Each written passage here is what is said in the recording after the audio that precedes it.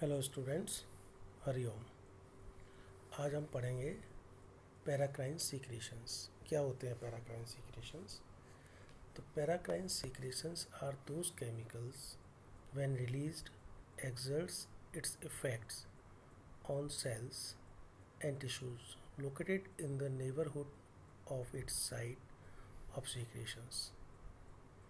कहने का मतलब ये है कि यहाँ पैराक्राइन सीक्रेशंस जो है वो केमिकल्स हैं जो कि टिश्यूज से या सेल से स्रावित होते हैं और अपने पास की जो साइट होती है सीक्रेशंस, जहाँ से कि श्रवण हो रहा है, उसके पास जो टिश्यूज या सेल्स मौजूद हैं उन पर इफेक्ट करता है, जिसको कि हम लोग बोलते हैं न्यूरो ट्रांसमीटर्स।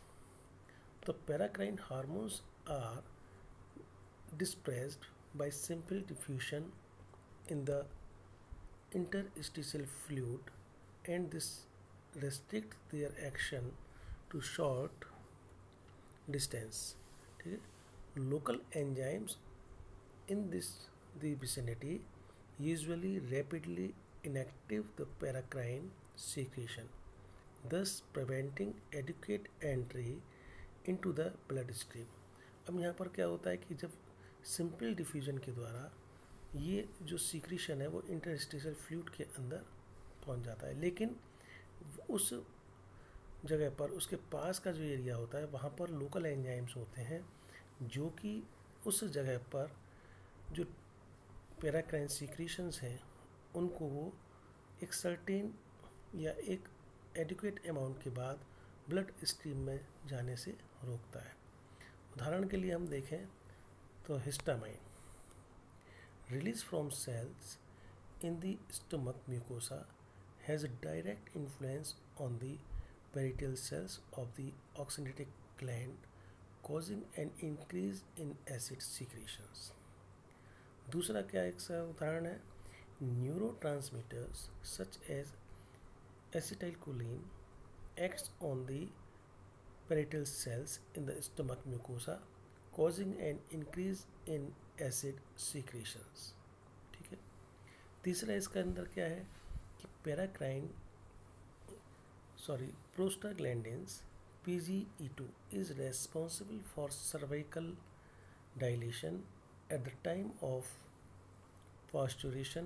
या हम कहें कि जिस समय पर बच्चा जन्म लेने को होता है उस समय पर सर्वाइकल जो अपनी बोन रीजन जो होता है उसको डायलेशन का कार्य करता है। अब हम नीचे देखें तो जहाँ हमने बनाया हुआ है एक सेल बनी हुई है, उस सेल से हार्मोन्स जो हैं वो सीक्रेट हो रहे हैं, उसका सीक्रेशन हो रहा है।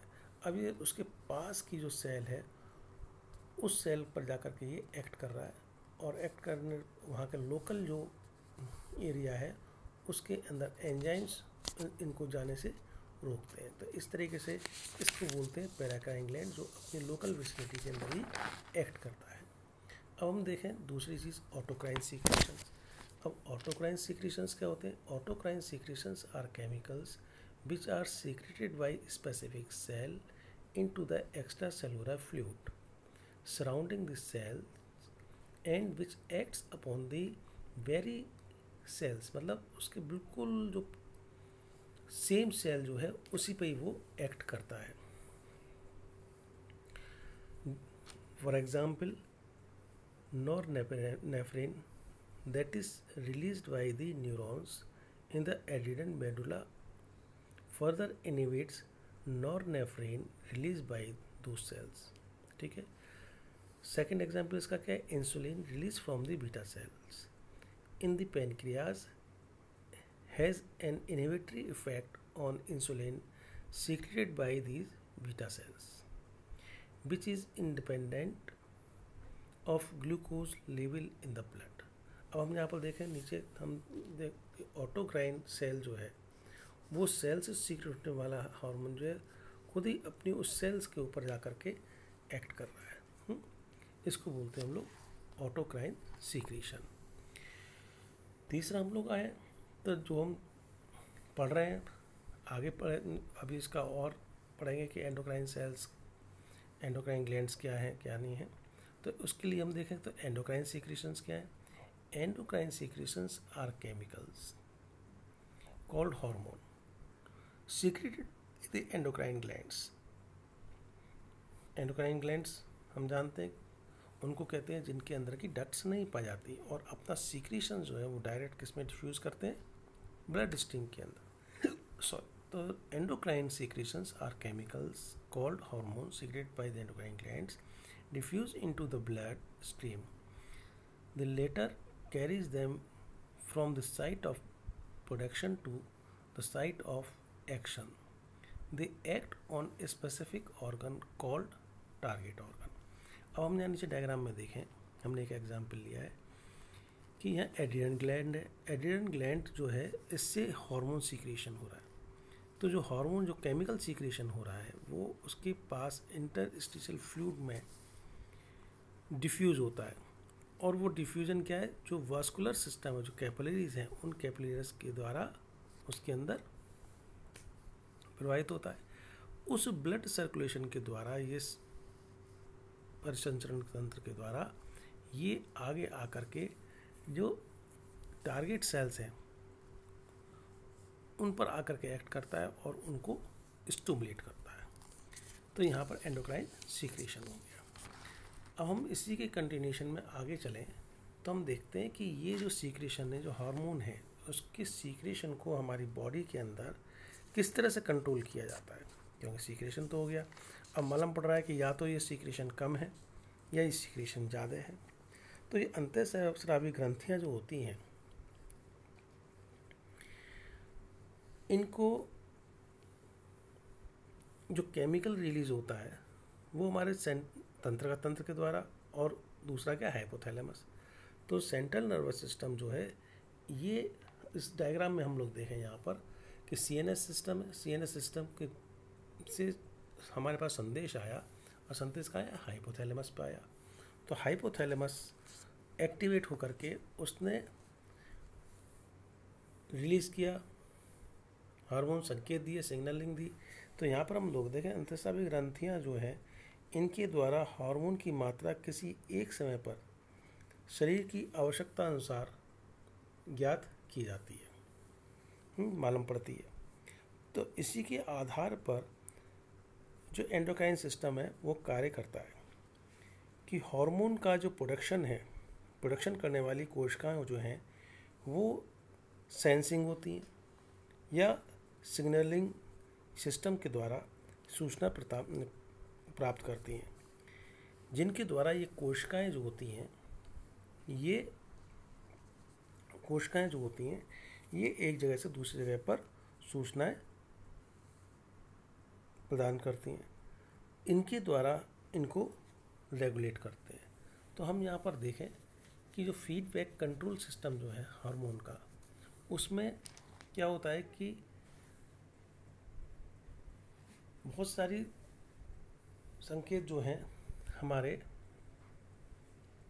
मौजूद होते हैं फीडबैक मैकेनिज्म के अंदर. तो उनका जो हार्मोन्स हैं उनका लेवल इंक्रीज हो रहा है या डिक्रीज हो रहा है. अगर तो यहाँ पर 3 सिस्टम हमारे मौजूद हैं हार्मोन के सीक्रेशन को कंट्रोल करने के लिए. एक तो है लॉन्ग लूप फीडबैक कंट्रोल. तो लॉन्ग लूप फीडबैक कंट्रोल में क्या है, hormone secreted by the peripheral endocrine gland provides negative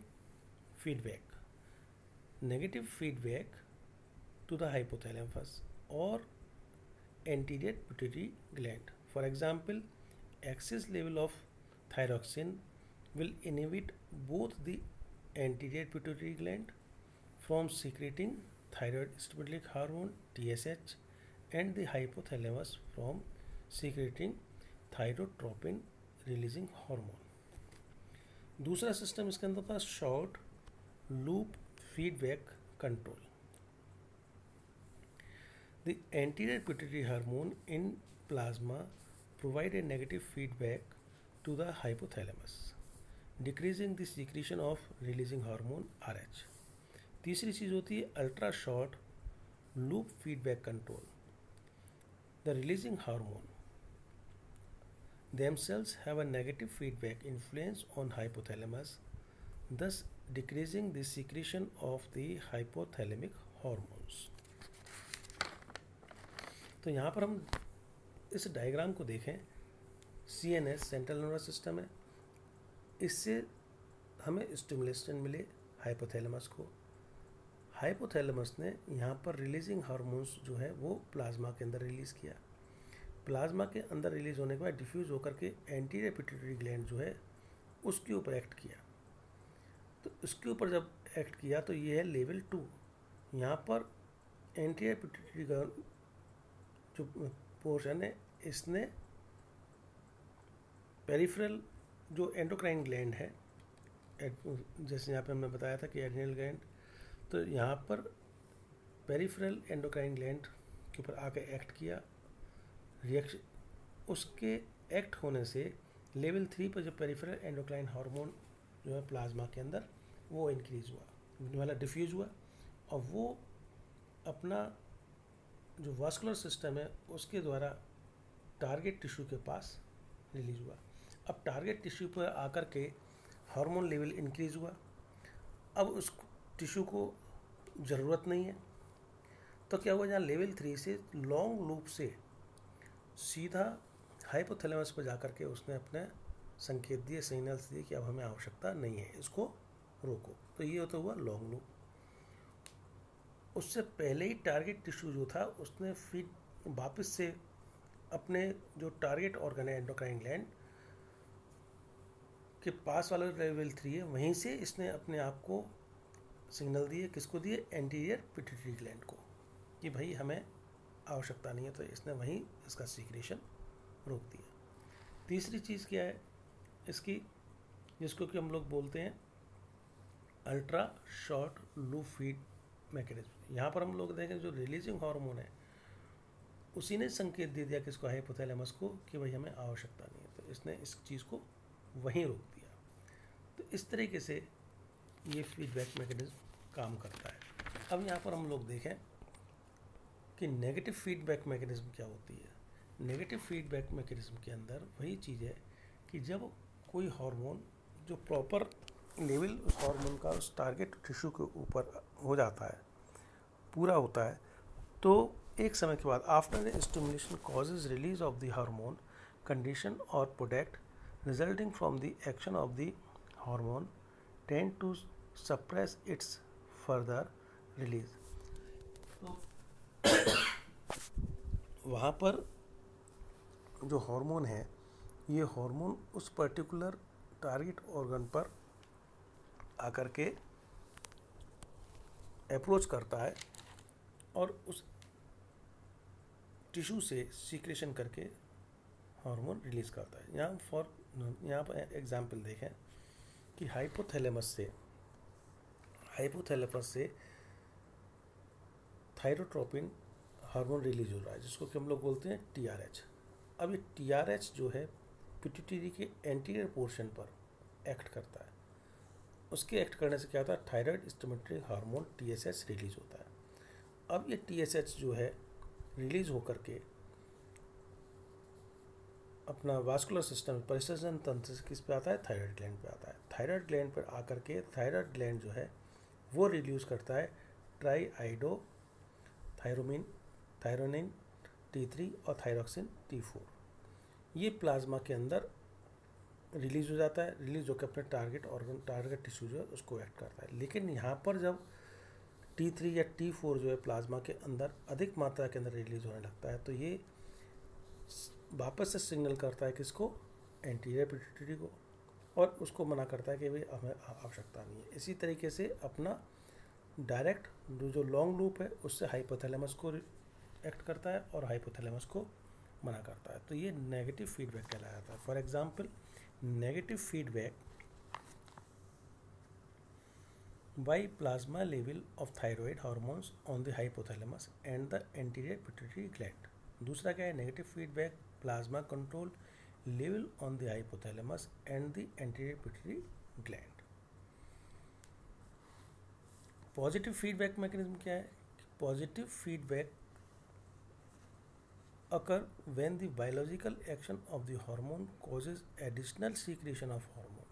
जब हमें जो नॉर्मली जो हार्मोन सीक्रेट हो रहा है उससे अधिक मात्रा में हम लोगों को आवश्यकता होती है, उस समय पर ये पॉजिटिव फीडबैक मैकेनिज्म कहलाती है। फॉर एग्जांपल जैसे ल्यूटिनाइजिंग हार्मोन है, उसकी हमें आवश्यकता हो रही है LH की, जिस समय पर कि हमें एस्ट्रोजन लेवल की अधिक आवश्यकता है, और ये एस्ट्रोजन लेवल रिलीज़ करने के लिए क्या होता है कि LH रिलीज होकर के आता है किसके ऊपर, ओवरी के पास, और वो स्टिमुलेट करता है पिट्यूटरी को, किसके लिए, एस्ट्रोजन लेवल को इंक्रीज करने के लिए at the time of ovulation. अब हम यहाँ देखें कि ऋणा, तो इस क्रियाविधि को, अब इससे क्या, जो हार्मोन का अधिक या कम उत्पादन ना हो, तो इससे शरीर के अंदर क्या है, इसका नियमन बना रहता है, जिसको कि हम लोग बोलते हैं होम्योस्टेसिस। लेकिन कई बार इस तरह की अवस्था आ जाती है कि ये ठीक प्रकार से कार्य नहीं करता, हार्मोन का प्रॉपर सीक्रेशन नहीं हो रहा, हार्मोन का लेवल या तो अधिक हो गया या ज़्यादा हो गया, तो इस अवस्था को हम लोग क्या है, कई प्रकार के इससे विकार उत्पन्न हो जाते हैं। तो अभी हम लोगों ने बताया नेगेटिव फीडबैक। एक बार हम उस क्वेश्चन लें कि अंतःस्रावी ग्रंथि द्वारा हार्मोन के स्रावण का नियमन ऋणात्मक पुनर्भरण, मतलब फीडबैक का मतलब पुनर्भरण नियंत्रण द्वारा किया जाता है। इसके अंतर्गत हार्मोन के स्तर को, प्रभाव को की सूचना वापस ग्रंथि को दी जाती है, किसको, हाइपोथैलेमस को या एंटीरियर पिट्यूटरी के पार्ट को। यदि रक्त में किसी हार्मोन की मात्रा अधिक हो जाती है तो ये सूचना उस हार्मोन को श्रवण करने वाली ग्रंथि को दी जाती है, जिसके परिणाम स्वरूप ग्रंथि उस हार्मोन के श्रवण को रोक देती है। यही ऋणात्मक पुनर्भरण नियंत्रण कहलाता है या नेगेटिव फीडबैक कंट्रोल कहलाता है।